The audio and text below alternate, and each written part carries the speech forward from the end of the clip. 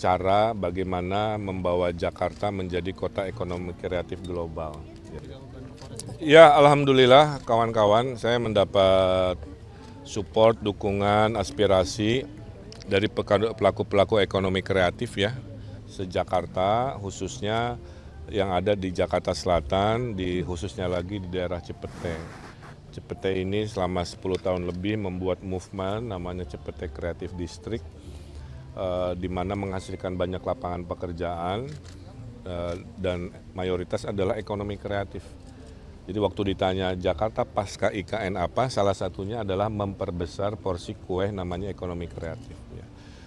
Nah, kemudian kita berdiskusi, ini ada komitmen saya tulis sendiri ya, ada 6 cara bagaimana membawa Jakarta menjadi kota ekonomi kreatif global.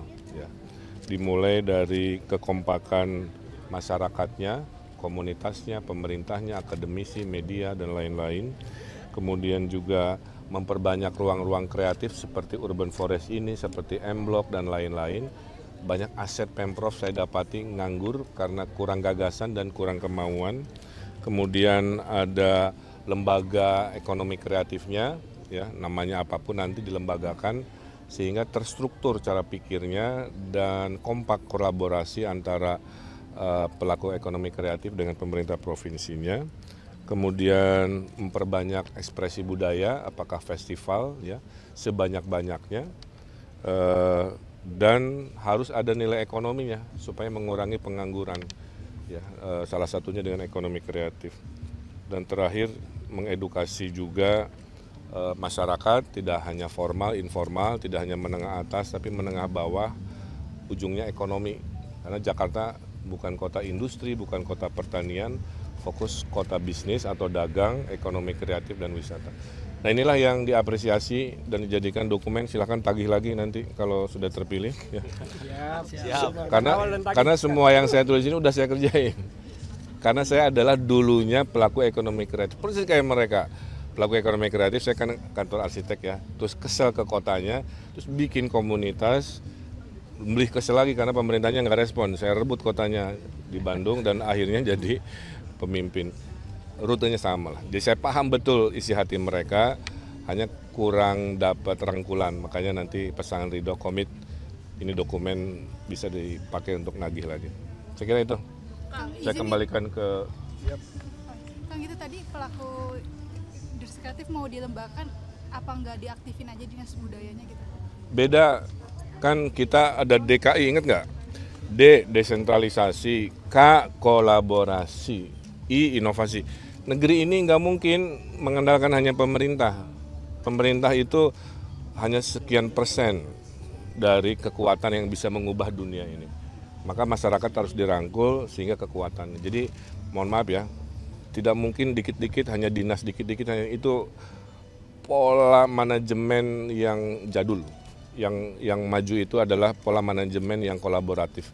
Mengajak semua yang cinta Jakarta bergabung, merumuskan bersama, bekerja bersama. Kang, kalau keluhan utama yang disampaikan oleh kawan-kawan kayak event pajaknya nggak jelas, kayak event perizinannya juga kadang-kadang tidak satu pintu, harga perizinan kadang-kadang X rupiah, kadang-kadang 10 X rupiah, dukungan pajak masih dipersamakan dengan pajak korporasi kan.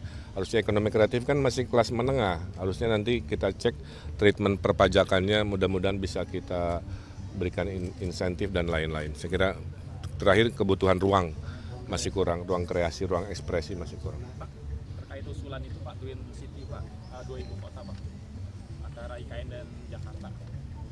Kan IKN masih lama kan maksudnya? Ya, saya ikut keputusan pemerintah pusat aja, karena keputusannya bukan di level gubernur ya.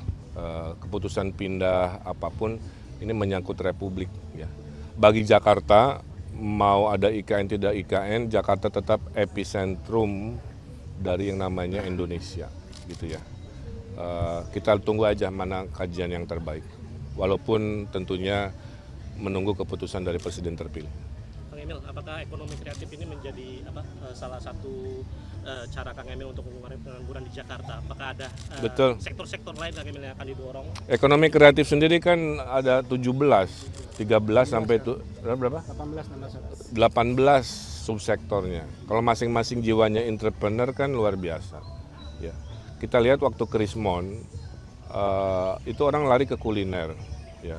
Tapi bukan kuliner warungan, kuliner yang punya tema-tema, punya keunikan, sehingga akhirnya berkembang menjadi salah satu sektor yang survive di ekonomi begini. Jadi saran saya, selain nanti gubernur mempromosikan investasi, karena ada investasi ada lapangan pekerjaan, tapi memotivasi juga mereka menjadi entrepreneur, walaupun skala karyawannya hanya 3 orang, 4 orang, tapi nah itu nanti edukasinya, pendampingannya dan lain-lain. Terus di era digital jangan lupa yang namanya konten kreator itu masih luas, lapangan pekerjaan itu masih luas. Cuma banyak yang nggak ngerti mau bikin konten tentang apa yang cuan kira-kira gitu ya. Nah disinilah nanti yang berpengalaman bisa melatih itu.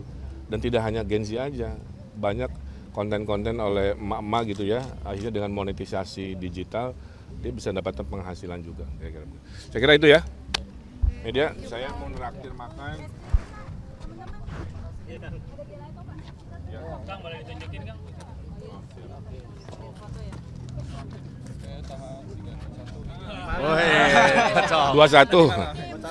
21.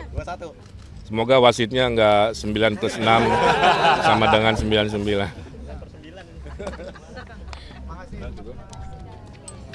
Thank you, Kang. Siapa yang mau es krim?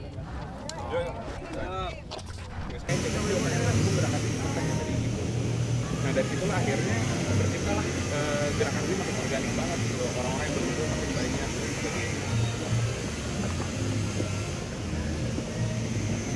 Bayangkan kalau semua swasta di tiap wilayah.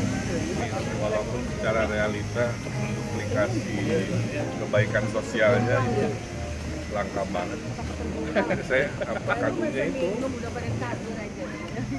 Kira orang Jakarta kan semua money oriented. Sehingga kalau punya lahan begini ngapain? Ya, 3, 2, 1. Yang terbuka ya? Orang cepet deh, index of happiness-nya lebih tinggi lagi. Tadi kita lewat untuk diskusi di Kopai. Nah ini areanya ini ditopong. Boleh? Atau Kang Emil mau lihat situ dikit sambil muter ya? Makan. Ya.